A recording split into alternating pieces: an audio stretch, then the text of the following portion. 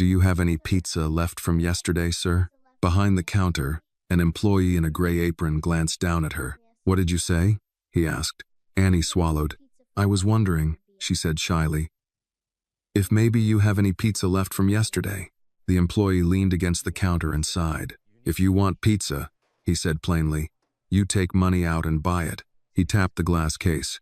"This is a pizza shop, kid, not a place where we hand out free food." Annie nodded quickly. "I know," she said. Her voice was polite, respectful. I don't have any money." The employee looked at her again, then shook his head. "Well, that makes it simple." Annie hurried to explain, as if afraid the conversation might end before she finished. "Yesterday's pizza is okay," she said quickly. "Or even just the pieces that fall off the trays." She pointed timidly toward the metal pans where fresh pizzas were baked. "Sometimes there are crumbs left." The man rubbed his forehead. "You kids always say that," he muttered. Annie lowered her head slightly but continued speaking. "My mom isn't feeling well," she said softly. "And my little brother, his name is Marcus." The employee lifted his hand, stopping her. "Hey," he said, not angrily, but firmly. "Don't start telling me stories." Annie froze. The man leaned forward a little, lowering his voice. "You come in here almost every day asking the same thing." His tone wasn't cruel, just tired. "And every day there's a reason. A brother, a sick mom, something." A few customers in line shifted uncomfortably. The employee sighed again and shook his head. "Look, kid, I'm not saying you're lying. I'm just saying this isn't how stores work." He gestured around the shop. "If we start giving food away every time someone asks, we won't have a business left." Annie didn't argue. She simply nodded. "I understand." She stepped back from the counter. Behind her stood a tall man holding a cup of black coffee. He had been listening quietly the entire time. Daniel Whitmore.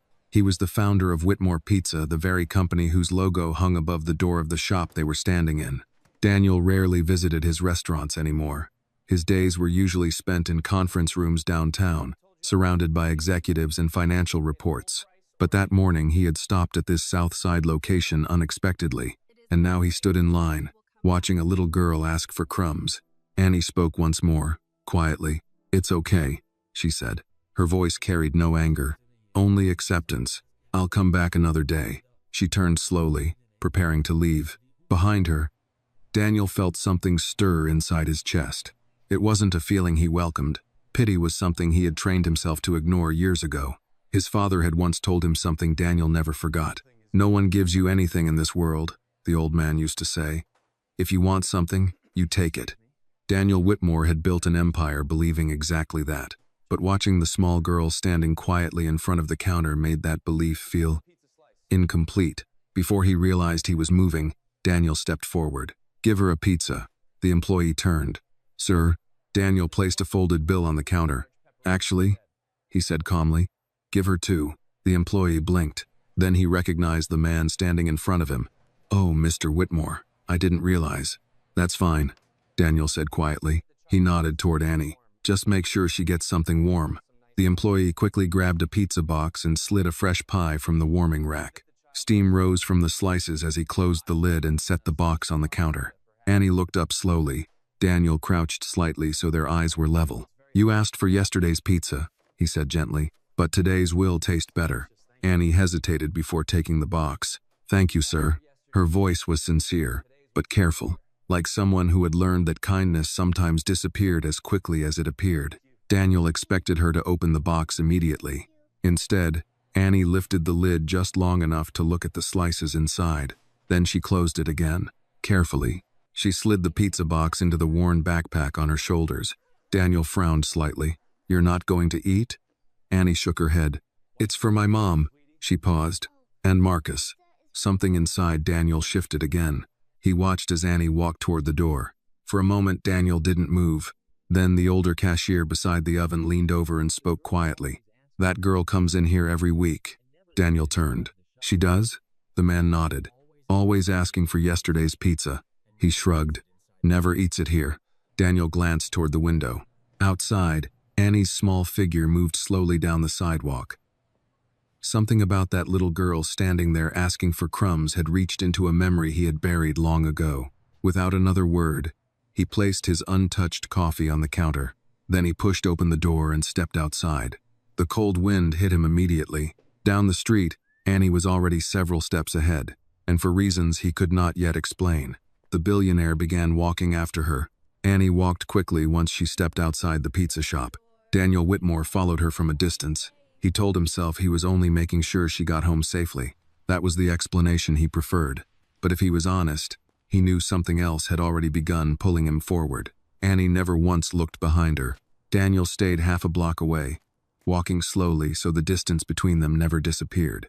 The billionaire of Whitmore Pizza, whose name was printed above hundreds of storefronts across the Midwest, had never imagined that one morning he would find himself quietly following a little girl through the south side of Chicago. But he kept walking. The streets here had a tired look, paint peeled from older buildings. Sidewalk cracks held thin layers of gray snow that had frozen overnight. A pair of older men stood outside a convenience store drinking coffee from paper cups and arguing softly about the Chicago Bears. Annie turned left at the next intersection. Daniel slowed as he reached the corner. From here, the street looked narrower, lined with aging apartment buildings that had seen better decades. Iron railings rusted along the stairs, and some windows had cardboard taped inside the glass. Annie walked straight to the third building from the end of the block. She climbed the concrete steps carefully, pushing the door open with her shoulder before slipping inside. Daniel stopped across the street. For a moment, he simply stood there. This was the point where a sensible person would turn around. A man with his reputation, his schedule, his responsibilities, he had no business standing in front of a rundown apartment building watching a child go home. Yet his feet carried him forward anyway. He crossed the street. The building door creaked when he pushed it open. Inside, the hallway smelled faintly of radiator heat, old paint, and something cooking 2 floors up. The lighting was dim, and one of the ceiling fixtures flickered weakly. Daniel paused. Upstairs, he could hear small footsteps moving quickly along the floorboards. He followed quietly. The stairs groaned slightly beneath his weight. So he moved carefully, placing each step near the edges of the boards. The second-floor hallway stretched ahead of him in a narrow line of worn carpet and chipped paint. At the far end, Annie stopped at a door labeled 2B. She struggled briefly with the key before the lock clicked open. Daniel quickly stepped back toward the corner before she could see him. The door opened, then closed. For a few seconds, the hallway was silent. Daniel moved closer, not directly to the door, but close enough to hear. The walls in old buildings had a way of carrying sound. Through the narrow crack where the doorframe met the wall, voices slipped out clearly enough for someone standing nearby. Inside the apartment, Annie spoke first. "Marcus, slow down," she said gently. A small boy's voice answered immediately. "You got pizza?" "Yes," Annie said. There was a pause, then the sound of cardboard opening. Daniel could almost picture the scene without seeing it. "Wow," the boy whispered. "Wait," Annie said softly. "Let's give Mom first." A woman coughed. The sound was deep and rough, the kind of cough that seemed to scrape against the lungs on the way out. Daniel felt his shoulders stiffen. Then he heard the woman's voice, weak but warm. "Annie, where did you get that?" "The pizza shop," Annie answered. "You didn't spend money we don't have, did you?" "No," Annie said quickly. "They gave it to me." There was another cough. "Sweetheart, you shouldn't keep asking them for food." Annie's voice grew quiet. "I only asked for yesterday's pizza." Daniel leaned slightly closer to the door. Inside, Marcus laughed softly. "This one smells better than yesterday." "That's because it's fresh," Annie said. Then she added something that made Daniel's chest tighten. "The man at the shop bought it." There was a short silence. "Did you thank him?" the mother asked. "Yes." Another cough followed, longer this time. Daniel closed his eyes briefly. He had heard that sound before. Years ago, on a winter night, he had almost forgotten. Inside the apartment, Annie spoke again. "Mom, you should eat." "I'm not hungry," the woman replied. "You say that every time," Annie said quietly. A small rustling sound followed, as if Annie were placing the pizza into someone's hands. Marcus's voice spoke again. "Mom, Annie said my name at the shop." "What do you mean?" the woman asked. "She told the man about me." Annie quickly interrupted. "I didn't tell him anything bad." "I know," the woman said softly. Then she added something that made Daniel's breath stop. "You always try to take care of everyone first." The woman coughed again. When she spoke next, her voice sounded even weaker. "You remind me of someone I met a long time ago." Daniel felt his heart beat harder. Someone who needed help, the woman continued slowly. Someone who was standing in the cold just like you were. Daniel's hand pressed against the wall beside the door. He knew that story. He had lived it. Inside the apartment, Annie asked quietly, "Did you help him?" "Yes." "Did he say thank you?" There was a small pause. Then the woman answered, "He did." Daniel leaned toward the crack beside the door. Through the narrow gap he could finally see inside the apartment. A small living room, a worn couch, a thin blanket, and the woman sitting against the cushions. Her face was older now, thinner, but the moment the light from the window touched her features, Daniel Whitmore felt the past crash into the present. He knew her. Sarah Johnson. 15 years ago, she had opened her door to a freezing young man who had nothing left. And now her daughter was knocking on pizza shop counters asking for crumbs.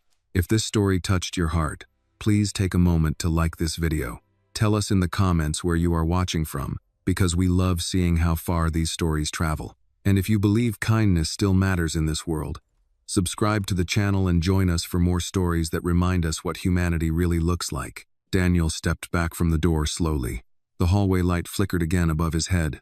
For a long moment he simply stood there, staring at the floor. The woman who had once saved him was now struggling to breathe inside a cold apartment, and her 6-year-old daughter was trying to keep the family alive with leftover pizza. For the first time in many years, Daniel Whitmore felt something he had not allowed himself to feel: shame, and the quiet, growing certainty that this morning was about to change his life. Daniel Whitmore did not leave the hallway immediately. He stood there in the dim light outside apartment 2B, his hand still resting against the peeling wall beside the door. The old fluorescent bulb above him flickered again, buzzing faintly as if it too were tired of holding itself together. Inside the apartment, he could hear small movements, the rustle of a cardboard box, the quiet clink of a plate, a child's voice trying to whisper and failing. "Annie, can I have another slice?" "Not yet," Annie replied gently. "Mom needs to eat first." Daniel closed his eyes for a brief moment. He remembered that voice. Not Annie's, her mother's, Sarah Johnson.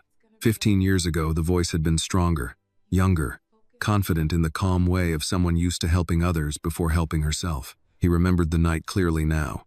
Chicago winter, snow falling sideways, his body shaking from hunger and exhaustion after 2 days without proper food. He had collapsed near the entrance of a small grocery store on the west side. Most people had walked past. One woman had stopped, Sarah Johnson. She had helped him stand, half carrying him into the warmth of her apartment building lobby. He remembered the smell of soup, the scratchy blanket she had wrapped around his shoulders, and the sentence she had said while placing a bowl of hot food in front of him. "Everyone deserves one more chance." Daniel had never forgotten those words, but he had forgotten her face. Until this morning, inside the apartment, another cough echoed. Stronger this time. Daniel opened his eyes. Through the small crack beside the doorframe, he could see Annie kneeling beside the sofa. She held a slice of pizza carefully with both hands, offering it toward her mother. "Mom, please eat," Annie said softly. "I'm fine," Sarah replied weakly. "You always say that," Annie answered. Marcus spoke next. "I ate mine already." Daniel could hear the smile in the boy's voice. "Slow down," Annie said. "I was hungry." "I know." Daniel shifted slightly, careful not to make noise. The apartment looked small from what he could see through the crack in the door. The couch was worn, its fabric faded from years of use. A thin blanket covered Sarah's legs. Beside the couch stood a small table with a glass of water and a bottle of medicine that was nearly empty. Marcus sat cross-legged on the floor, chewing happily. Children had a way of finding joy even in places where adults saw only problems. Annie finally placed the slice of pizza into her mother's hands. "Just a little," she insisted. Sarah sighed quietly. "You should be eating, not me." "I will," Annie said. Marcus suddenly looked toward the door. For a moment, Daniel thought the boy had somehow seen him through the crack, but Marcus only pointed at the pizza box. "There's still more." "Yes," Annie replied. "We'll save some for later." Daniel felt a tightness growing in his chest. He had built an empire selling pizza. Hundreds of stores, thousands of employees, millions of slices every year. And yet here, less than 3 miles from his corporate headquarters, a 6-year-old girl was carefully rationing slices like they were winter supplies. Inside the apartment, Sarah spoke again, her voice thin with exhaustion. "You shouldn't keep asking that shop for food." Annie looked down. "I only asked for yesterday's pizza. I know. You said it was okay if we were polite. Sarah managed a faint smile. It is okay to ask, she said softly, but you must never beg. I didn't beg. I know. Marcus spoke again. That pizza was better than yesterday's. Annie laughed quietly. That's because it was fresh. Sarah looked at her daughter. Did someone give it to you? Yes. Who? A man. What man? The one standing behind me in line. Sarah studied Annie's face. Did you thank him? Yes. Daniel felt the air leave his lungs slowly. Through the small opening beside the door, he watched Sarah lift the pizza slice with shaky hands. She took a small bite, chewing slowly as if even eating required effort. The cough returned again a few seconds later. Daniel stepped back from the door. He suddenly felt like an intruder. For years, he had believed that distance was strength, that keeping problems far away allowed a person to succeed without distraction. But standing in that hallway, listening to the quiet struggle inside apartment 2B, that belief began to feel fragile. He walked slowly back toward the stairwell. Each step felt heavier than the one before it. At the bottom of the stairs, he stopped beside the building entrance. The cold wind pushed against the door from outside. Daniel rested his hand against the metal frame. 15 years ago, he had been the one standing in the cold. Sarah Johnson had opened a door for him. She had given him warmth, food, and a chance to rebuild his life. Now she was sick in a failing apartment while her daughter searched pizza shops for leftovers. Daniel stepped outside. The wind cut across the street again, carrying the smell of traffic in winter. Across the block, a small grocery store opened its doors for the day. A delivery truck backed into an alley. Life continued moving, unaware of the quiet story unfolding inside one aging apartment building. Daniel looked back once toward the second-floor windows. Behind that glass lived the woman who had once saved him, and 2 children who now depended on her strength. A thought settled in his mind slowly. Not a plan. Not yet, but something close.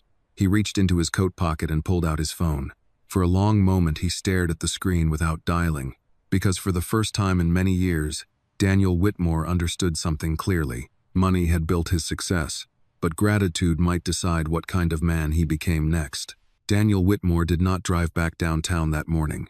Instead, he remained seated in his car across the street from the apartment building for nearly 20 minutes, his hands resting loosely on the steering wheel while the engine idled softly.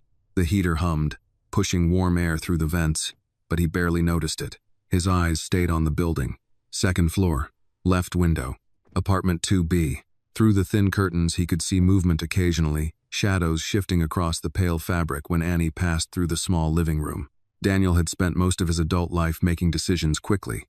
That had been one of the reasons people trusted him with money, with companies, with expansion plans worth millions. In business, hesitation was expensive. Clarity was power. But this decision felt different. This was not a boardroom calculation. This was something older, something heavier. He leaned back against the leather seat and closed his eyes briefly. 15 years earlier, Sarah Johnson had not asked questions before helping him. She had not demanded proof that he deserved her kindness. She had simply opened the door. And now he had the chance to do the same. Daniel reached for his phone again. This time he dialed. The call connected almost immediately. "Good morning, Mr. Whitmore," a calm voice answered. Daniel's assistant, Linda Park, had worked with him for nearly 10 years. She had the rare ability to sound both professional and quietly human at the same time. "Linda," Daniel said. "Yes, sir. I need the name of the best pulmonary specialist in Chicago." There was a brief pause. "For yourself, sir?" "No." Another pause. Shorter this time. "I'll have a list in 5 minutes." "Not a list," Daniel replied. "The best one." "Yes, Mr. Whitmore." The call ended. Daniel set the phone down and looked back toward the apartment building. Snow had begun falling again, thin flakes drifting slowly across the street like dust in sunlight. A few minutes later, Annie appeared in the second-floor window. She was holding Marcus. The boy clung to her shoulders while she pointed at something outside, probably the snow. Marcus laughed. Even through the glass, Daniel could see the brightness of that small moment. For a child, snow still meant magic. For adults, it meant cold apartments and higher heating bills. Daniel's phone vibrated. He answered. "I have a name," Linda said.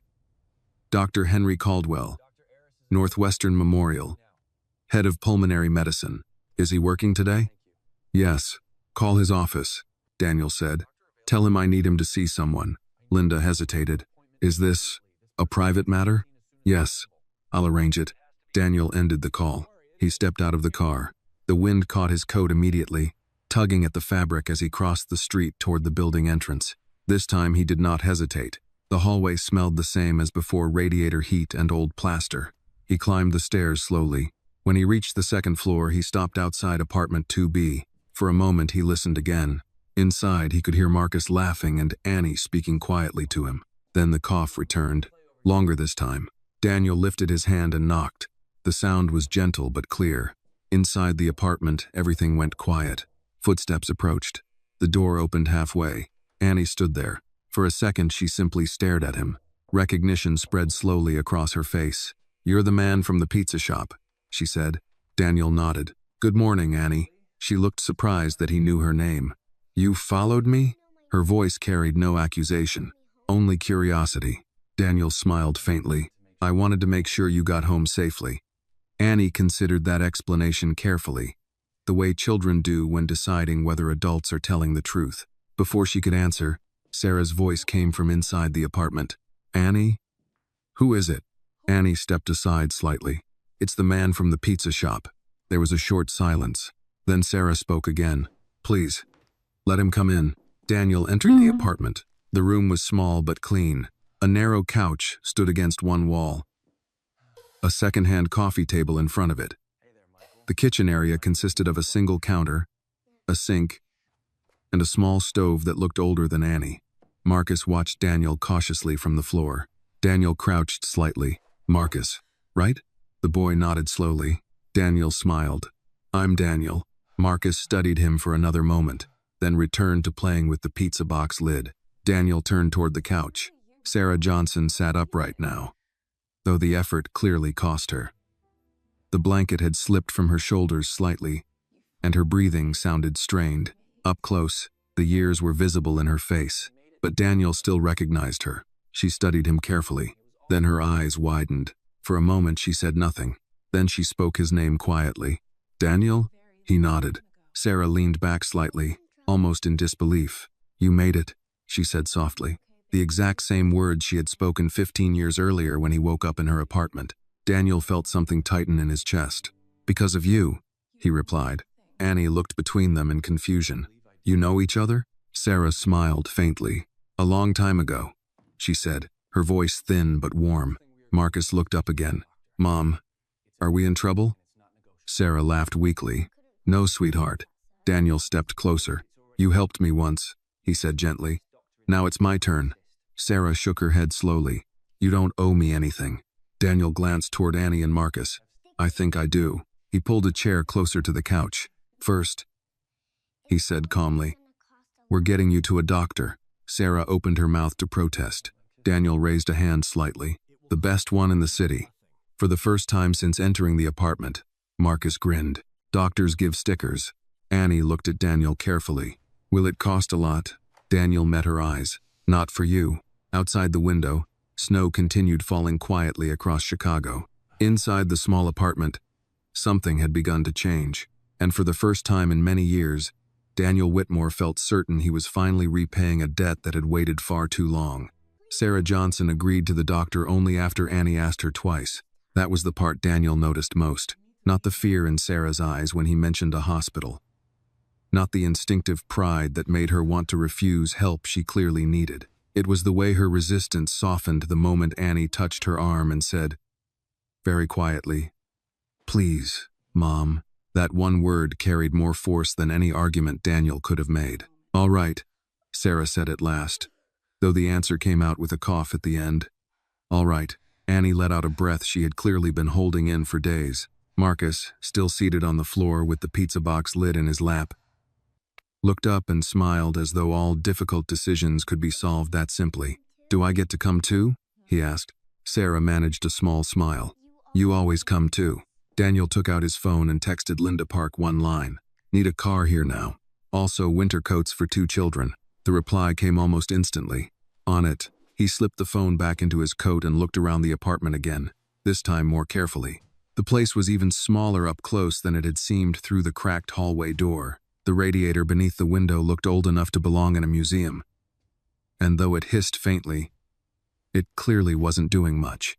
The kitchen sink held only 2 plates, 1 cup, and a saucepan. A laundry basket in the corner was folded neatly with clothes that had been washed and mended too many times.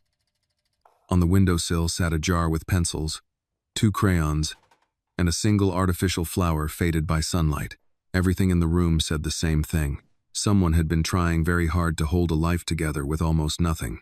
Daniel had seen wealth displayed in every form: careless wealth, inherited wealth, loud wealth, secret wealth. But there was a different dignity in a room where every object had been used carefully, repaired twice, and respected because there was no money to replace it. Annie had already moved into action. She pulled a small canvas bag from under the coffee table and began placing things inside with quick, efficient motions. A bottle of medicine, a folded scarf, a pair of socks for Marcus, a worn envelope of papers tied with a rubber band. Daniel watched her for a moment before speaking. "Do you always pack for your mother?" Annie didn't stop moving. "Mostly." "Mostly?" he repeated. She looked up briefly. "When she gets too tired." It was not a complaint. She said it with the plainness of a child stating the weather. Daniel felt a hard knot settle deeper in his chest. Sarah noticed the look on his face and gave a faint shake of her head. "She's had to grow up too fast," she said quietly. Her voice carried embarrassment, not self-pity. Daniel looked at Annie again. The girl was 6 years old and moved around that apartment like a second parent. He glanced toward Marcus. The boy had found one last crust inside the box and was eating it slowly, as if he understood that making food last was part of the day's work. A knock came at the door. Daniel crossed the room and opened it. Linda stood in the hallway beside a driver from the company. She held 2 new winter coats over one arm and a paper shopping bag in the other. Her expression did not change when she looked past Daniel into the apartment. That was one of the reasons he trusted her. She had the rare gift of seeing something difficult without turning it into theater. "Mr. Whitmore," she said. "Come in." Linda stepped inside and crouched immediately in front of Marcus and Annie, bringing herself down to their level instead of towering over them like most adults did. "Hi," she said gently. "I brought these for you." She held out the coats. One was dark blue, one was red. Marcus stared at them as though they had come from another planet. Annie didn't reach for hers right away. She looked first at her mother. Sarah gave a small nod. "Say thank you." "Thank you," Annie said softly. Marcus clutched the red coat to his chest. "This one's mine?" "It is now," Linda said. He smiled so brightly that Daniel had to turn away for a second. There was something about children receiving what should have been ordinary necessities: warm coats, decent shoes, enough food that made the world look more broken, not less. The driver stepped in next. "We're ready when you are, sir." Daniel nodded. He turned to Sarah. "Can you stand?" "With help." Annie moved at once, but Daniel gently stopped her with one hand. "I've got her." He knelt beside the sofa. "Sarah?" She looked at him for a long moment, and in that pause something passed silently between them. Memory, pride, reluctance, gratitude, maybe all of it at once. Then she placed her hand in his. It startled him how light she felt when he helped her rise. 15 years ago, she had steadied him in a winter doorway when he'd been too weak to stand on his own. Back then, her grip had been firm, certain. Today, her fingers trembled, and every step she took looked borrowed from some deeper reserve she had almost spent. Annie grabbed the bag of papers and medicine. Marcus put on his red coat backwards. Linda quietly turned it around for him without saying a word. For one brief second, Sarah laughed. It was a weak laugh, interrupted by another cough, but it changed the room. Even sickness could not fully erase the woman Daniel remembered. He helped Sarah toward the door. At the threshold, she stopped and looked back at the apartment. Not dramatically. Not the way people look at a place they are sure they will never see again. This was different. The look of a mother counting what had been left behind. "Annie," she said, "did you unplug the hot plate?" "Yes." "And the bathroom light?" "Yes." Marcus lifted a mittenless hand. "I didn't touch anything." Sarah smiled faintly. "I know, baby." They moved slowly down the hallway, Daniel supporting Sarah on one side while Annie walked close enough to catch whatever might fall, though there was nothing in her small arms strong enough to carry that burden. Still, she stayed close. Children like Annie always stayed close. They learned early that love often looked like vigilance. Outside, the cold hit them immediately. The company sedan waited at the curb. Marcus stopped short when he saw it.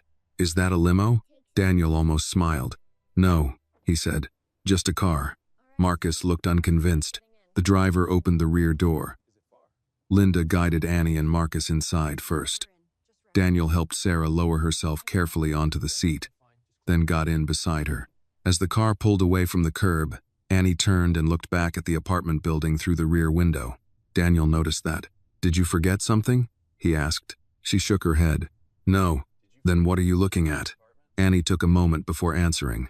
"I just like to know it's still there." The sentence was simple, but it stayed with him all the way downtown. At Northwestern Memorial, everything happened quickly after that. The emergency intake staff recognized Daniel Whitmore immediately, though to their credit they were discreet about it. Forms appeared. A wheelchair arrived. A nurse in navy scrubs asked practiced questions in a voice that was both efficient and kind. "How long has the cough been going on?" Sarah tried to answer, but Annie spoke first. "Since before Christmas." The nurse paused and looked down at her. "And the fever?" "On and off," Annie said. "Mostly at night." Daniel looked at the girl. She had the exactness of a child who had spent too long paying attention because no adult around her could afford not to. They took Sarah through double doors a few minutes later. Before disappearing inside, she reached for Annie's hand. "Stay with Marcus." "I will." Sarah looked at Daniel next. There was still pride in her gaze, and some worry. But now there was also trust, reluctant and fragile, like something taken out of storage after years of disuse.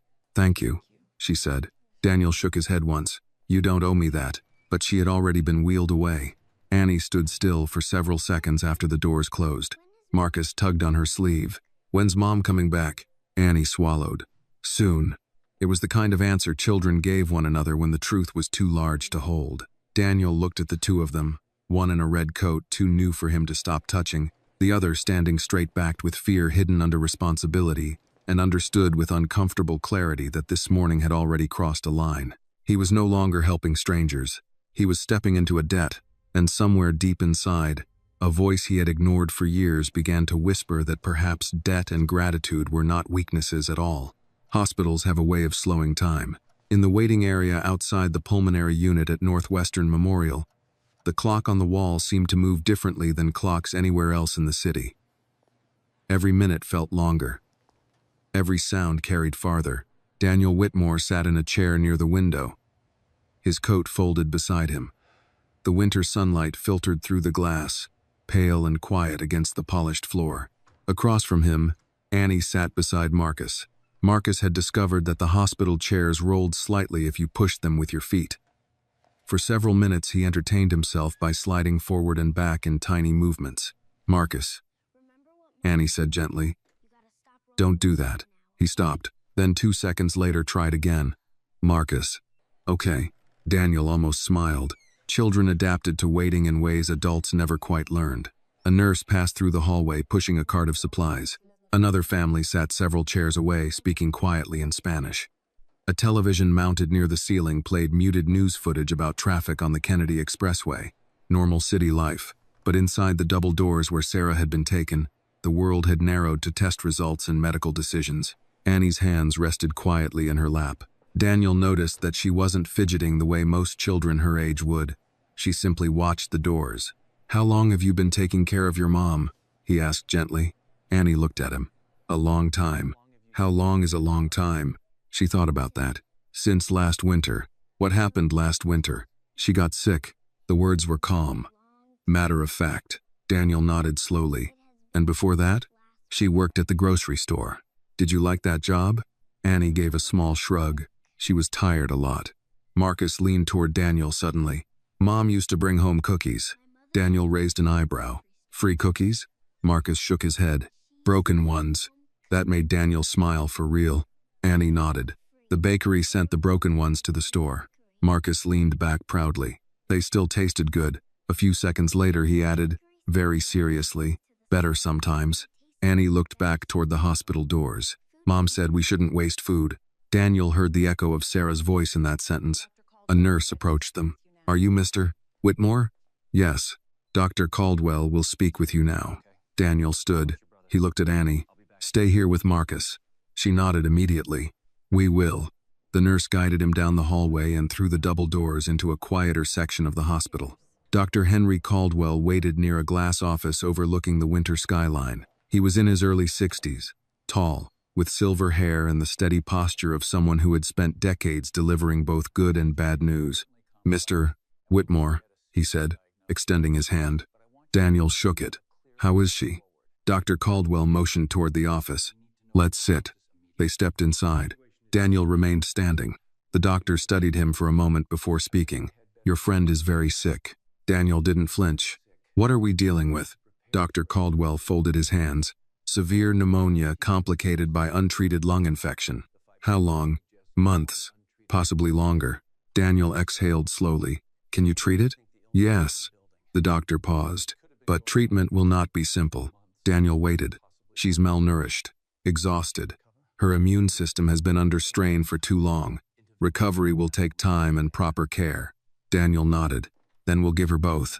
Dr. Caldwell watched him carefully. "Do you know this woman well?" Daniel hesitated. "Not well enough." The doctor leaned back slightly. "Most people who bring someone into my unit don't stay." Daniel understood the meaning behind that sentence. "They pay the bill," Dr. Caldwell continued quietly, "and disappear." Daniel looked through the window toward the city. Chicago stretched across the horizon, steel and glass shining under winter light. Somewhere beyond those buildings stood the apartment where Annie had carefully divided pizza slices the night before. "I'm not disappearing," Daniel said. Dr. Caldwell studied him for a few seconds longer. Then he nodded. "Good." The doctor stood. "We've started antibiotics and oxygen therapy. The next 48 hours are important." Daniel finally sat down. "Can she see her children?" "For a few minutes." Dr. Caldwell opened the office door. "But not yet. She needs rest first." They walked back into the hallway. Outside the waiting area, Annie immediately stood. Marcus was half asleep against her shoulder. "What did the doctor say?" she asked. Daniel crouched down so his eyes were level with hers. "He said your mom is strong. Is she going to be okay?" Daniel didn't answer right away. Children like Annie deserved honesty, but they also deserved hope. "He's going to help her get better," Daniel said. Annie studied his face. She seemed to measure whether that sentence contained truth. Finally, she nodded. Marcus woke up just enough to ask, "Can we see her?" "Soon," Daniel said. The boy leaned his head back against Annie's shoulder again. A few minutes later, Linda Park arrived. She carried 2 paper bags and a tablet tucked under her arm. "Lunch," she said simply. She handed Annie a sandwich and a small bottle of milk. Marcus sat up immediately. "Is that for me?" "It is." Within seconds, he was eating with the focus only hungry children possess. Annie took smaller bites. Daniel noticed that she still kept glancing toward the hospital doors. Linda sat beside him. "I've arranged a private recovery room for Sarah Johnson," she said quietly, "and a temporary apartment nearby if needed." Daniel nodded. "Good." Linda hesitated. "There's something else." "What?" She turned the tablet toward him. On the screen was a photograph. A man in an expensive coat stood outside Whitmore Foods headquarters downtown. Daniel recognized him immediately. Victor Langley. Langley owned a rival food distribution company and had been trying for years to buy out several of Whitmore's restaurant suppliers. "What does he want now?" Daniel asked. Linda lowered her voice. "He's been asking questions." "About what?" "About you." Daniel frowned. "Specifically," Linda continued, "why you canceled 2 meetings this morning and spent the day at a hospital with a woman from a low-income housing block." Daniel looked back toward Annie and Marcus. Marcus had fallen asleep again with the sandwich still in his hand. Annie carefully wrapped the remaining half in a napkin so it could be saved for later. "Let him ask," Daniel said quietly. Linda studied him. "You know how people like Langley operate." "Yes, they'll look for weaknesses." Daniel watched Annie for another moment. Then he turned back to Linda. "For years," he said calmly, "I believed compassion was a weakness. And now?" Daniel leaned back in the hospital chair. "Now I'm starting to think it might be the only strength that matters." Across the waiting room, Annie looked up and met his eyes. For a moment, she gave him a small, uncertain smile, and Daniel Whitmore realized that somewhere between the pizza shop and the hospital hallway, the direction of his life had already begun to change. Sarah Johnson opened her eyes just after sunset. By then, the hospital room had changed color. The pale winter light that had filled it earlier was gone, replaced by the muted gold of lamps and the soft green glow of monitors. The city beyond the wide window had turned into a field of distant lights, scattered across the dark. Daniel Whitmore was sitting in the chair beside her bed when she stirred. He had told himself he would leave after making sure the children were settled. He had told himself there were calls to return, decisions waiting downtown. A company that did not pause simply because one memory had walked back into his life. But he had stayed. Now he rose quietly as Sarah blinked against the light. For a few seconds she looked disoriented, caught somewhere between fever and waking. Then her gaze found him, and recognition settled in slowly. "Daniel," she said. Her voice was weaker than it had been in the apartment, but clearer. He stepped closer. "How are you feeling?" She gave the faintest hint of a smile, like somebody parked a truck on my chest. Daniel let out a breath that was almost a laugh. "That sounds promising. It means I'm awake enough to complain." "That does sound promising." Sarah shifted slightly against the pillows. Even that small movement seemed to tire her. "How long was I asleep?" "A few hours. And the kids? They ate." "Marcus fell asleep twice. Annie didn't want to leave the waiting room until the nurse promised she could see you." Sarah closed her eyes briefly, relief moving across her face in a quiet wave. "She worries too much." Daniel looked at her for a moment before answering. "She worries exactly as much as she thinks she has to." Sarah opened her eyes again. The truth of that sat between them without softness. Outside the door, hospital sounds moved on distant footsteps, a rolling cart, voices lowered by habit. But inside the room, everything felt still. Sarah looked toward the window. "Funny," she murmured. "What is?" "I spent months trying not to end up in a hospital because I knew I couldn't pay for it." She turned her head slowly back toward him. "And now, I'm in a room bigger than my apartment." Daniel said nothing. "I know this isn't charity," she added after a pause. "Or at least I don't think it is." "No," he said quietly. "It isn't." Sarah studied him. "You remembered." It wasn't a question. Daniel nodded once. "Not at first." That seemed to amuse her. "You forgot the woman who saved your life?" "I forgot her face," he admitted. "Not the night." Sarah looked down at the blanket covering her. "Good. I'd hate to think I fed you soup for nothing." He smiled despite himself. The smile faded quickly. "I should have looked for you." Sarah turned her head slightly. "Why?" "Because people don't get to save your life and then disappear into nothing." She was silent for a moment. "That happens every day, Daniel." "Maybe it shouldn't." Sarah watched him carefully, as if deciding how much honesty the moment could bear. "When I helped you," she said softly, "I wasn't thinking about gratitude. You looked like a man standing too close to the edge. That was all."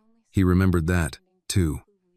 The way she had not questioned his pride, the way she had spoken to him as if he were still a person even while he sat shivering under a borrowed blanket in her old apartment. Back then he had been 25 and furious at the world, humiliated by how quickly one bad season of life could strip a man down to hunger and cold and silence. He had expected judgment. She had offered soup. "I know." Sarah gave a small shrug, then winced from the effort. "Life doesn't always leave room to keep up with everyone you help." Daniel sat back down. "And life didn't leave room for anyone to help you?" Something changed in her expression at that. Not defensiveness, not exactly. Something older, warier. "I had help," she said. "When? Different times, different people." She looked toward the door, then back to him. "But help comes and goes. Bills don't." He let that settle. The monitor beside the bed kept its calm rhythm. "Where's Marcus's father?" Daniel asked carefully. Sarah's gaze hardened, not dramatically, just enough to close one door and open another. "Gone. That long?" "Long enough." Daniel nodded once. He had learned years ago that some answers carried enough finality on their own. "And Annie's?" Sarah looked away. For a moment he thought she wouldn't answer. "Annie's father died when she was 2, she said quietly. "Construction accident outside Joliet. Wrong safety harness. Wrong supervisor. Wrong day." Daniel's jaw tightened. "Did the company pay?" Sarah gave him a look that said she had no energy for rich man questions with easy endings. They paid exactly what the law forced them to pay. There it was, he thought. The old American sentence. The one every poor family learns sooner or later. Exactly what the law forced them to pay. No more. Never more. Sarah's eyes drifted shut for a second, then reopened. "I worked after that," she said. "Then I worked more. Then I got sick and told myself it was just a cough." She gave a breath that almost became a laugh. Turns out lungs don't care about optimism. Daniel leaned forward slightly. You're not going back to that apartment. She looked at him directly. That wasn't a suggestion, was it? No. A faint smile touched one corner of her mouth. You got bossier. I got older. You got rich. That too. She watched him for several seconds.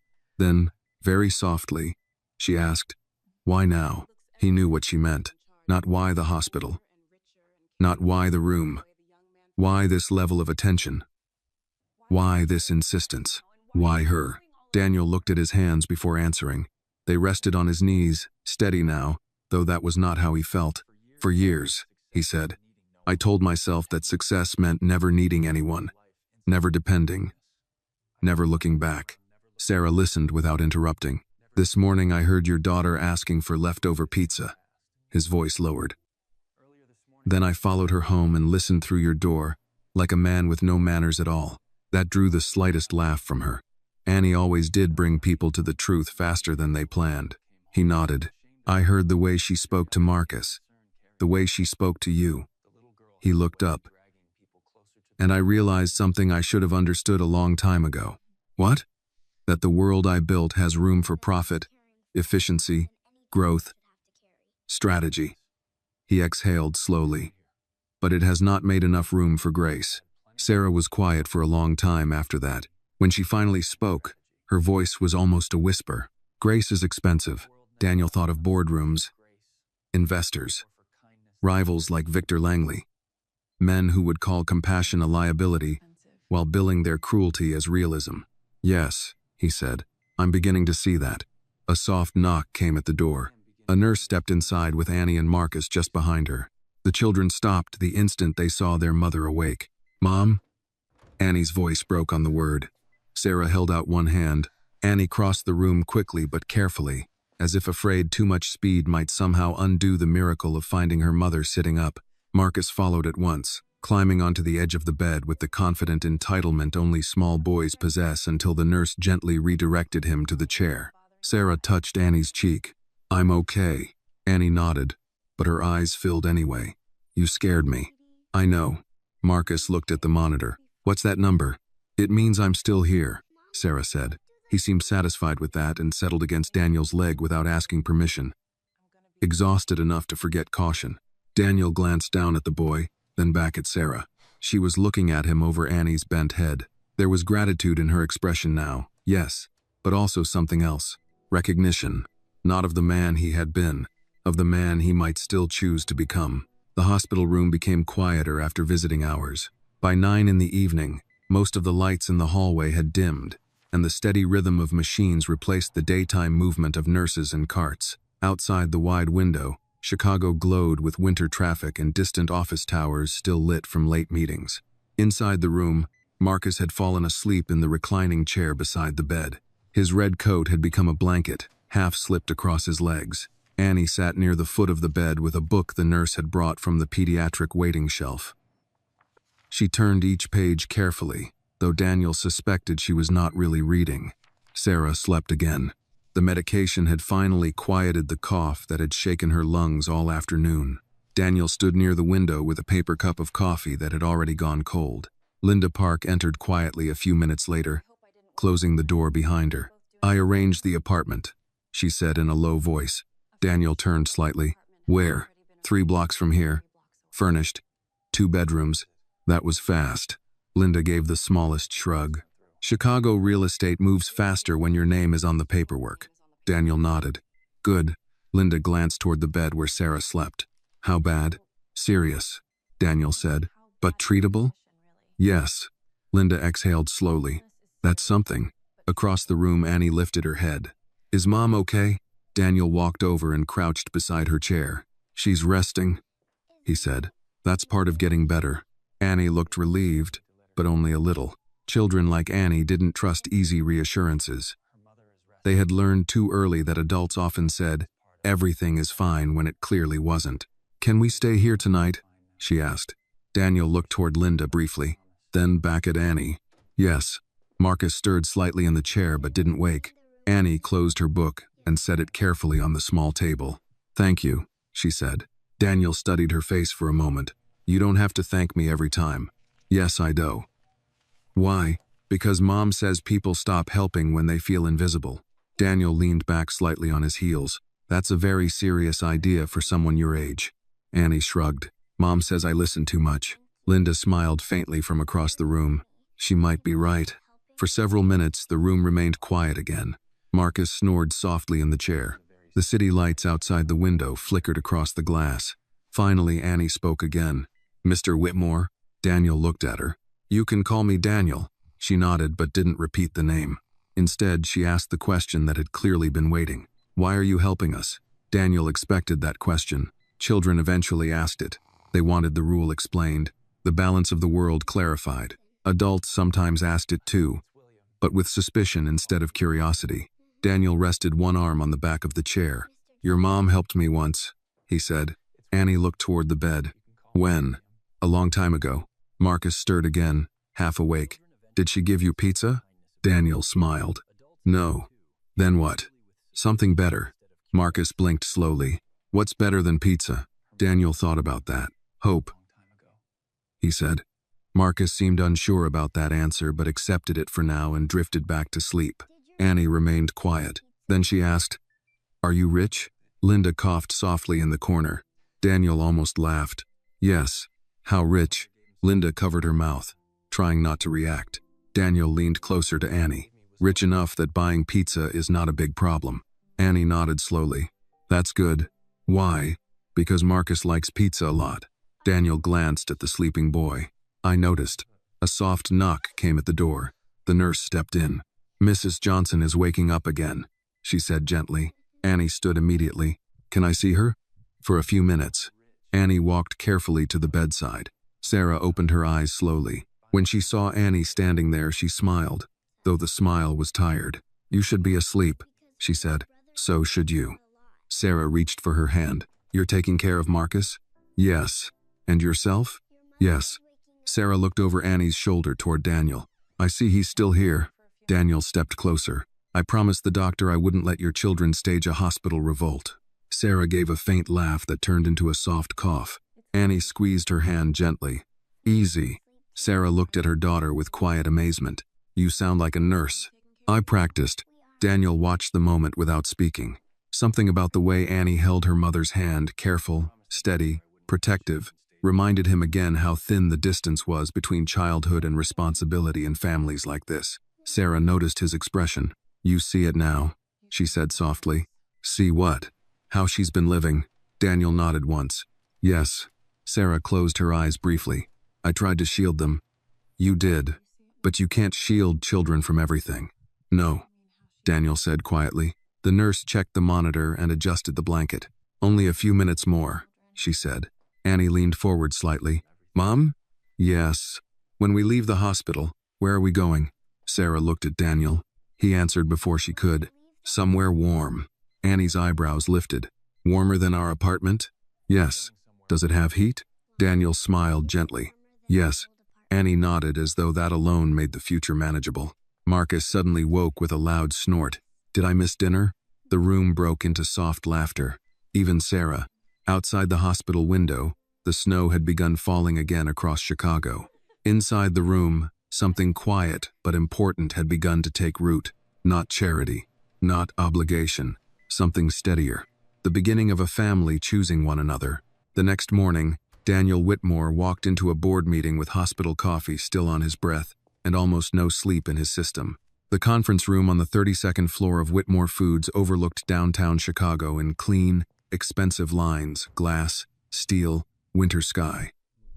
The long walnut table shone under recessed lighting. A tray of pastries sat untouched near the far wall. Assistants moved in and out quietly with tablets and printed folders. Everything in the room reflected order, control, and the kind of wealth that knew how to make itself look effortless. Daniel took his seat at the head of the table. Around him sat the people who helped him run his company. Chief Financial Officer, Operations Director, Legal Counsel, Marketing Head. Regional managers patched in on video screens. And 2 seats down from Daniel, leaning back with practiced ease, sat Victor Langley. Langley was not an official Whitmore executive, but he had become impossible to avoid in recent years. He controlled one of the largest food distribution channels in the Midwest and had been pushing aggressively for a deeper strategic partnership with Whitmore Pizza. He was polished, influential, and always smiling a half-second longer than sincerity required. "Morning, Daniel," Langley said. Daniel nodded once. "Victor." Linda Park sat to Daniel's right, tablet open, expression composed. Normally, Daniel began meetings with numbers, quarterly performance, supply issues, expansion projections. But that morning, before anyone else could speak, he placed both hands on the table and said, "We're making a change." The room quieted, not because Daniel's voice was loud, because it never needed to be. He looked down the table. "Effective immediately. Every Whitmore Pizza location in the city will begin a controlled food recovery program." A few heads tilted. The CFO, Richard Hale, frowned. Daniel continued, "At the end of each business day, unsold but safe food will be packaged and distributed through approved neighborhood partners, churches, shelters, and youth centers." Silence. Then Richard spoke first. "That's a charitable model." "Yes." Richard adjusted his glasses. "We're a restaurant chain, Daniel, not a nonprofit." Victor Langley smiled faintly, saying nothing yet. Watching, Daniel kept his gaze on Richard. "We're also a company that throws away enough food every week to feed neighborhoods we pretend not to see." That landed harder than anyone expected. The marketing head shifted in her chair. The legal counsel spoke next. "There are liability concerns." Linda answered before Daniel could. "We can structure distribution through partner organizations with compliance agreements and food safety waivers." The lawyer nodded slowly. "So it's possible." "It is," Linda said. Richard still looked unconvinced. "Possible isn't the same as profitable." Victor finally leaned forward. "There it is," he said smoothly. "The real question." Daniel turned his head slightly. Victor folded his hands. "You built this company because you understood a basic truth. Emotion is expensive. If you open the door to sentiment-driven policy, you don't just absorb food costs. You create expectations, then dependency, then brand confusion." He smiled politely around the table. "Investors hate confusion." Daniel watched him for a moment. Normally, he would have answered with numbers. That had always been the safest language in rooms like this. Instead, he said, "A 6-year-old girl asked one of my employees for leftover pizza yesterday." The room went still. Victor's smile faded, though only slightly. Daniel continued, "She offered to take crumbs if that was all we had left." No one moved. Richard looked down at the table. The marketing head stopped typing. "One of our stores told her to bring money next time," Daniel said, "because the shop was not a charity." Victor exhaled through his nose. "And you're rebuilding policy around one emotional anecdote?" Daniel looked directly at him. "No, around a truth." Victor spread one hand casually. "Which is that there are children in this city who know our logo better than they know the inside of a full refrigerator." Silence again, this time deeper. Daniel let it sit. He wanted the discomfort, wanted these people smart, highly paid, well-dressed people to feel even one fraction of the distance between this room and apartment 2B. Richard cleared his throat. "What exactly are you proposing?" Daniel nodded to Linda. She slid printed packets down the table. "A pilot program," Daniel said. 12 city stores. 90 days. Daily tracked inventory recovery. Community distribution through vetted partners. If successful, we expand. The operations director glanced through the papers. "This is already mapped out." "Yes." "When did you do this?" "Last night." That drew a look from several people. Victor leaned back again. "So this is personal." Daniel did not deny it. "Yes." Victor smiled, but there was no warmth in it now. "Personal decisions make weak companies." Daniel's expression did not change. "Cold companies make weak cities." That seemed to surprise even Linda. Victor tapped one finger against the table. "With respect, Daniel, that sounds good in a speech, but hunger is not a distribution issue you can solve with leftover slices." "No," Daniel said. "It's a moral issue we've spent too long pricing like waste." Victor gave a quiet laugh. "There it is again.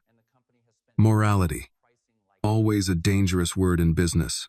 Daniel's voice dropped half a degree. "Only to people who profit from its absence." The room froze. Victor's face stayed composed, but his eyes sharpened. For a second, the two men looked less like executives and more like duelists who had finally stopped pretending the match was friendly. Richard broke the silence. "Daniel, even if the board accepts the pilot, Shareholders will ask why now. Daniel thought of Annie wrapping half a sandwich for later, of Marcus wearing his new red coat like treasure, of Sarah saying grace is expensive. Because we can, he said, and because not doing it anymore would say more about this company than any earnings report. The marketing head spoke carefully. If we announce this publicly, the story becomes bigger than food. It becomes social. It already is social, Daniel said. Children don't become hungry in private. No one answered that. He looked around the room, one face at a time. For years I told myself discipline built everything that mattered. Maybe that was true in the beginning, but discipline without mercy becomes vanity. He paused. And I have no interest in building a vain company. Victor stared at him. Then, lightly, almost conversationally, he said, "This about the woman in the hospital." Daniel did not move. Victor continued. "The one from the south side." Linda's posture changed beside him, subtle, but Daniel noticed. "What about her?" Daniel asked. Victor shrugged. "People talk. A billionaire spends the night at Northwestern with a sick woman and 2 children from a housing block. Naturally, people get curious." There it was. Not concern. A probe. A test to see where Daniel was vulnerable. Daniel answered calmly. "She once helped me when I needed it." Victor nodded as if that confirmed something. "So gratitude is policy now?" "No," Daniel said. "But it was a reminder." "A reminder of what?" Daniel looked straight at him. "That sometimes the people this city overlooks are the only reason men like us ever make it out alive." No one in the room spoke after that. Victor's smile disappeared completely. Richard looked back down at the packet in front of him. Linda broke the silence. "If there are no further objections, I'll begin partner outreach by noon." Daniel kept his eyes on Victor. "There are no further objections." It was not a question. One by one, heads around the table nodded. Some reluctantly, some thoughtfully, some simply because Daniel Whitmore still controlled the room. Victor did not nod, but he didn't argue again either. The meeting moved on after that to supply chains, vendor contracts, city permits, but the energy had changed. Under the language of commerce, something more human had entered the room, and no one quite knew how to put it back out. When the meeting ended, Victor lingered. The others filed out. Laptops closed. Folders gathered. Linda remained near the door, pretending to review notes while clearly listening. Victor buttoned his coat slowly. "You've changed overnight," he said. Daniel stood by the window, looking out over the city. "No, I remembered something overnight." Victor stepped closer. "Be careful. The world doesn't reward softness." Daniel turned toward him. "Maybe that's the problem." Victor held his gaze for a few seconds, then smiled again, that old polished smile, thinner now. "We'll see." He left. Linda closed the door behind him. For a moment, neither she nor Daniel spoke. Then she said quietly, "He'll push back. I know. He'll look for leverage." Daniel looked out at Chicago again. Somewhere below, beyond the towers and traffic and smoke-colored sky, Annie was probably sitting beside her mother's hospital bed, still trying to be older than 6. "Let him look," Daniel said. Linda studied him. "This is bigger than a pilot program, isn't it?" Daniel answered without turning. "Yes." "What is it then?" He took a slow breath. "A debt," he said.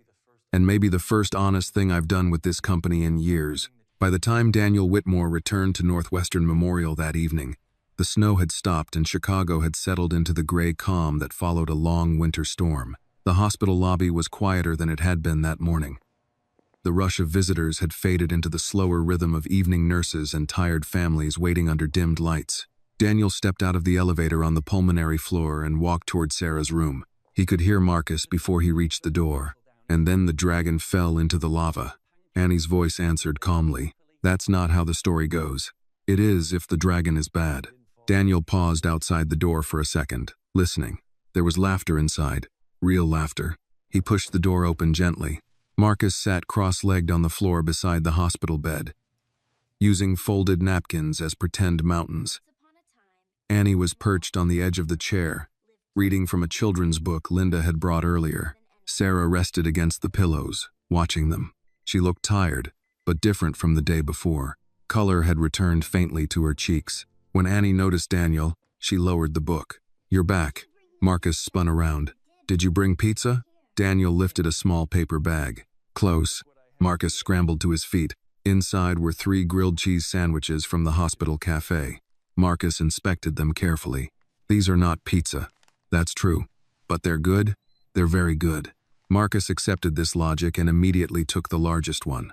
Sarah shook her head weakly. That boy eats like winter is coming. Marcus spoke with his mouth full.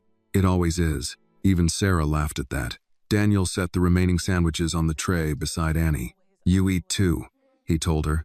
She nodded and took a small bite, but Daniel noticed what she did next. She wrapped half of the sandwich carefully in a napkin and placed it in her coat pocket. For later? He asked. Annie looked slightly embarrassed. Just in case. Daniel said nothing. But the sight of that quiet habit, saving food even in a hospital room, settled somewhere deep in his chest. Sarah noticed too. She's learning to trust things will be there tomorrow, she said softly. Daniel met her eyes. That takes time. A knock came at the door. Dr. Caldwell entered, tablet in hand. Evening, he said. Marcus waved enthusiastically with his sandwich. Hi, doctor. The doctor smiled. How's our patient? Sarah shrugged slightly.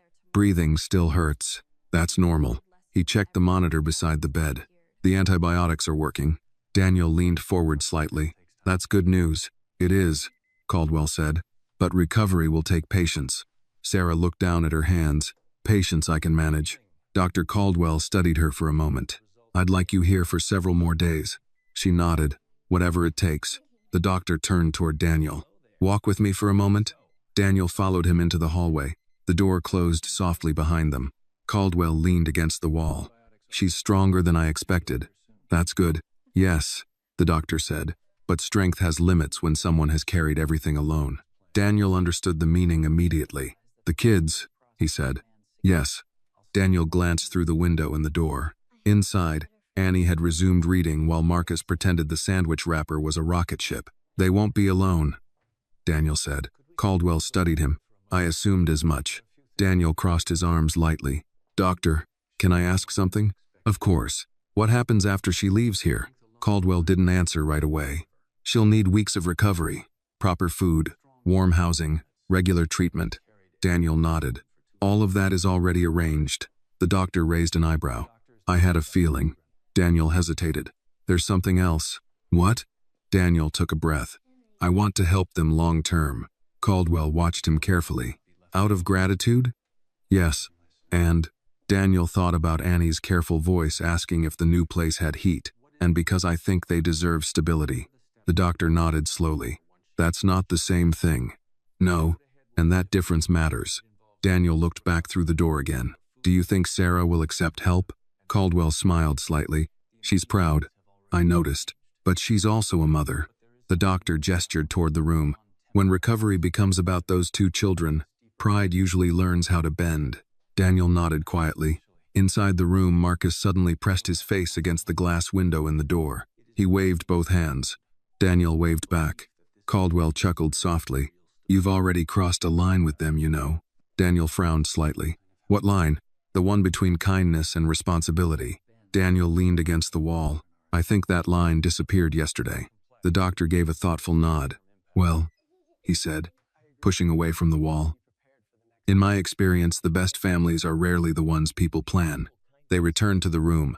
Marcus immediately announced, The doctor says Mom is getting better. Caldwell raised both hands. I said, improving. Marcus looked at Daniel. That means better. Daniel smiled. Yes, it does.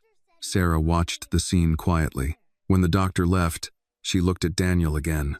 You're doing too much. Daniel shook his head. No. Yes, she insisted gently. People don't usually rearrange their lives for strangers. Daniel pulled the chair closer to the bed. You're not a stranger. Sarah studied him. That was 15 years ago.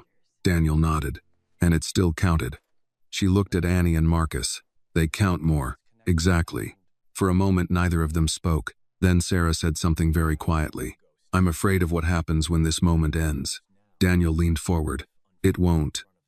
Dot. She shook her head. Moments always end. Some do, he said. But some become something else. Sarah looked at him. Like what? Daniel thought for a second. Like a promise. Across the room, Annie was teaching Marcus how to fold the sandwich wrapper into a paper airplane. Marcus launched it across the room. It landed softly against Daniel's shoe. He picked it up and handed it back. Marcus grinned. See? It flies. Daniel nodded. Yes, it did. And for the first time since that morning in the pizza shop, Daniel Whitmore allowed himself to believe that maybe something larger than coincidence had placed that small voice behind him in line. A voice asking for leftover pizza.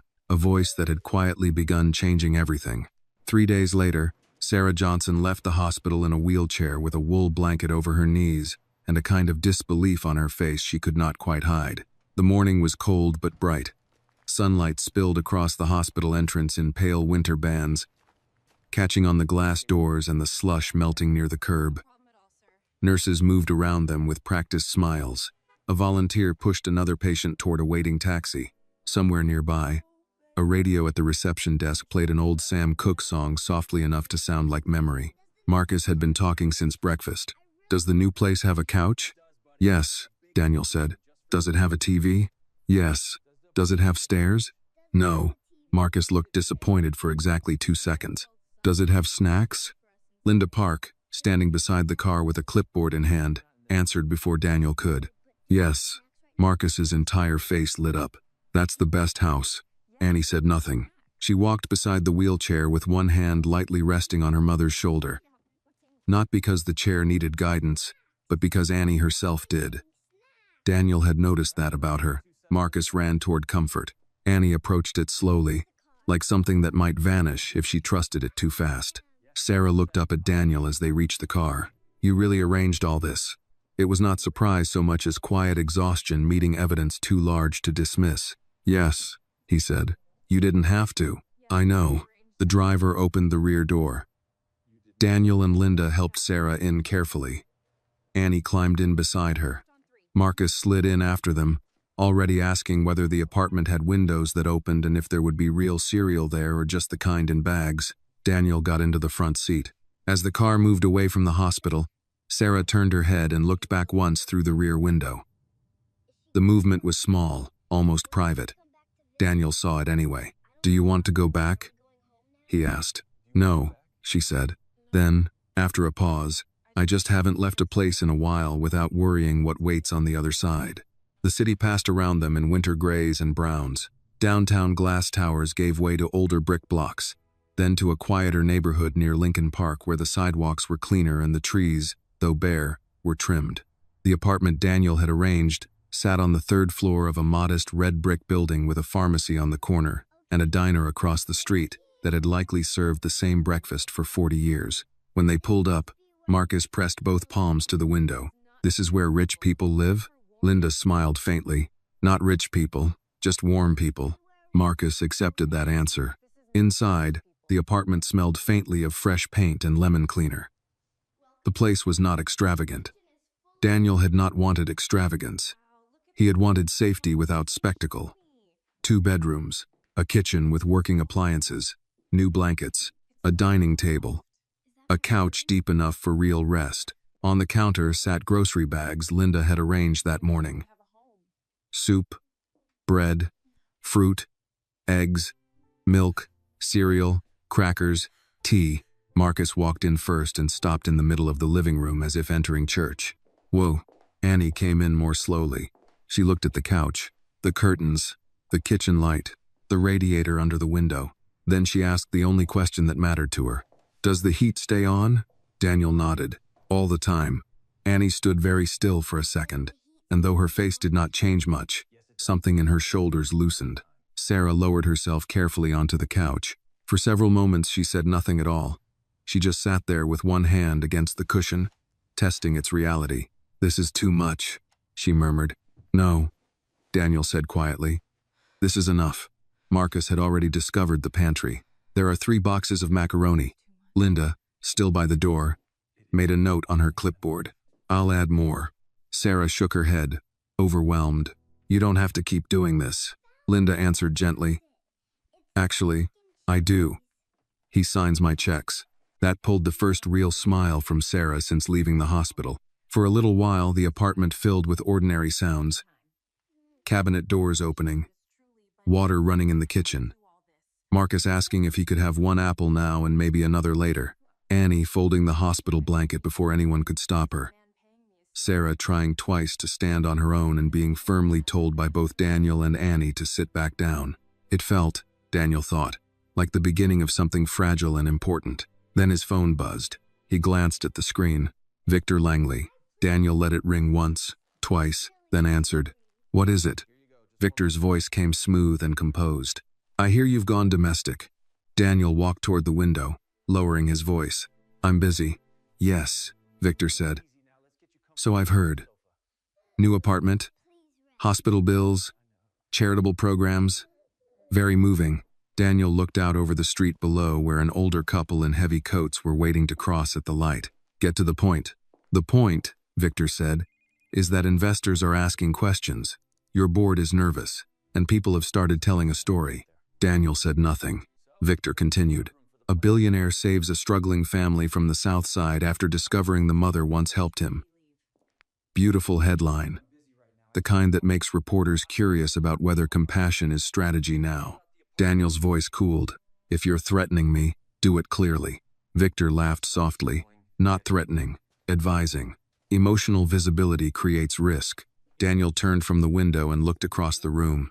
Marcus was sitting on the floor with a cereal box in his lap, trying to read the back. Annie was in the kitchen pouring water into a kettle because Sarah had coughed twice, and she remembered the nurse saying warm air helped. Sarah herself sat on the couch wrapped in a gray throw, watching both children with the stunned, careful look of a woman unaccustomed to being able to rest, while her children moved through a safe room. Daniel answered without taking his eyes off them. "Everything worthwhile creates risk." Victor was silent for a moment. Then, "You've changed." "No," Daniel said. "I've decided not to pretend anymore." He ended the call. When he turned back, Sarah was watching him. "Bad news? Just a man who mistakes control for wisdom." "That sounds expensive." "It usually is." Sarah looked toward Annie in the kitchen. "She's pretending not to listen." "I know," Annie called from the stove. "I'm not pretending." Marcus lifted his head. "I'm listening a little." The room laughed. A little later, after Linda left and the groceries were put away, Daniel stood to go. He had stayed longer than he meant to. Long enough for Marcus to decide that the chair by the window was Daniel's chair. Long enough for Annie to stop glancing at him every time he moved. Long enough for Sarah to fall briefly asleep on the couch with her hand still resting near the edge of Marcus's sleeve. At the door, Annie walked with him into the hallway. She stood there in the warm apartment light, small and serious, one hand on the doorknob. "Are you coming back?" The question was simple, not dramatic, not pleading, but it held the whole weight of what children fear most, that help is temporary, that kindness has an ending built into it. Daniel bent slightly so he was nearer her height. "Yes," he said. "Tomorrow?" "Yes." Annie studied his face the way she always did when measuring truth. Then she nodded once. "Okay." He started toward the stairs. Behind him, she said, "Daniel?" He turned.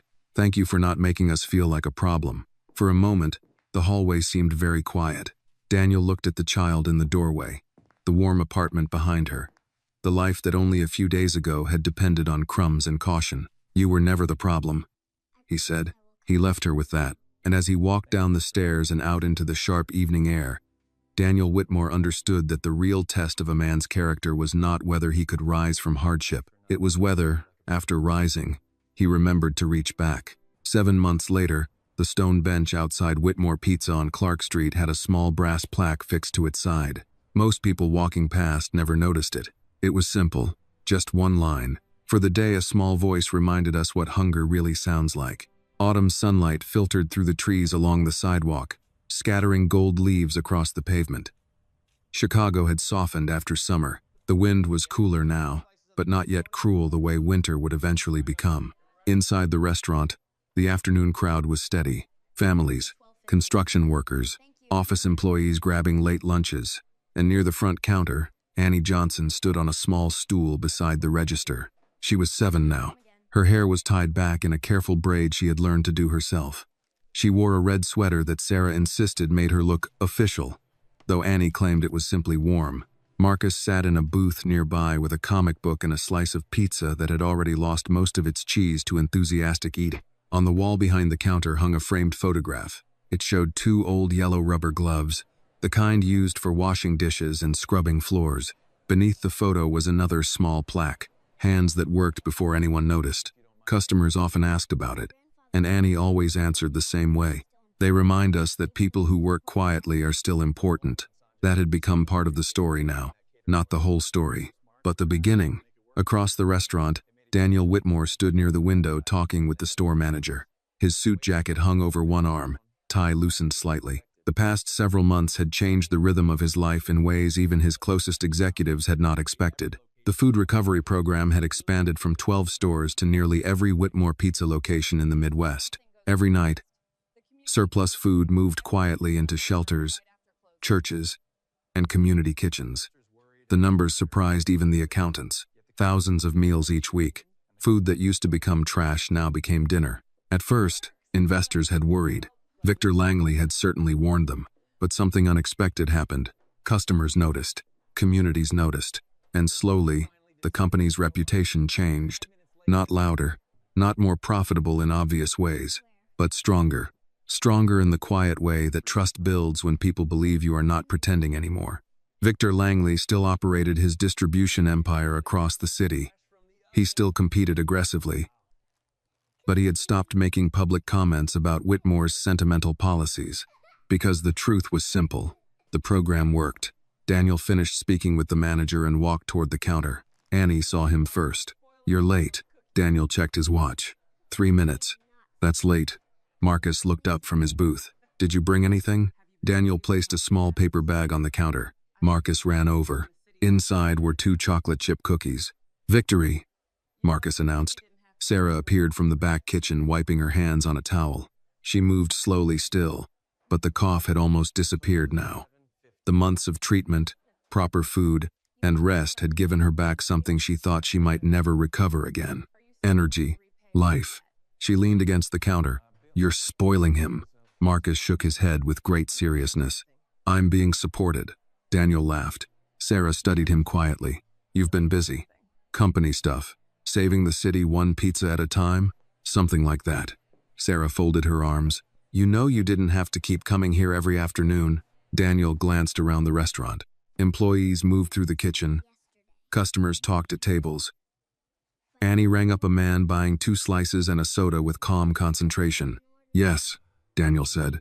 "I did." Sarah smiled faintly. "Still paying an old debt?" Daniel shook his head. "No." "Then what?" He looked toward Annie and Marcus. "Building something." Sarah followed his gaze. "Looks like you are." Outside, the autumn wind lifted a handful of leaves across the sidewalk. A little later, Annie carried a pizza box to a table near the window where an elderly man sat alone. She placed the box down carefully. "That one's from yesterday," she told him. The man looked confused. "I didn't order anything." "That's okay," Annie said gently. "Sometimes people just need lunch." The man hesitated. Then he nodded and opened the box. Daniel watched the exchange from across the room. Sarah noticed. "You're thinking again." "I do that sometimes." "What about?" Daniel took a slow breath. "About how strange it is." "What is?" "That everything started with one question." Sarah looked curious. "What question?" Across the restaurant, Annie laughed as Marcus tried to balance 2 slices of pizza at once. Daniel remembered the voice behind him in the pizza line months earlier. "Small, Polita. Careful. Do you have any pizza left from yesterday, sir?" He said the words aloud. Sarah nodded slowly. "That question saved us." Daniel looked out the window toward the street. "Maybe it saved me too." At that moment, Marcus ran back to the counter. "Daniel," Annie says, "I have to share." "That sounds fair." Marcus thought about this carefully. Then he handed Daniel half of a cookie. "Okay, but only because you bought them." Daniel accepted it. Outside, the wind carried another swirl of leaves past the restaurant windows. Inside, the warmth of ovens and voices filled the room. And for the first time in many years, Daniel Whitmore stood in the middle of something that had nothing to do with power or money. Just a small family, a busy pizza shop, and the quiet understanding that sometimes the people who seem to have nothing are the ones who give the world its most important reminders. Sometimes love does not arrive loudly. Sometimes it walks in on tired feet, asks for yesterday's pizza, and changes everything. The story reminds us that true kindness often begins with the smallest moments. A simple question from a hungry child asking for yesterday's pizza reveals a deeper truth about the world around us. Many people struggle quietly. unseen by those who pass them every day. The lesson is that compassion should not depend on wealth, status, or convenience. Sometimes the greatest change begins when someone chooses to notice, to listen, and to care. Gratitude, empathy, and the courage to help others can transform not only the lives of those in need, but also the hearts of those who choose to give. In the end, real strength is not measured by power or success, but by how we treat the most vulnerable people around us. This video is a work of fiction created with the assistance of artificial intelligence. All characters, events, and situations are not real and do not represent any actual people or true stories. The content is intended for storytelling and emotional illustration only.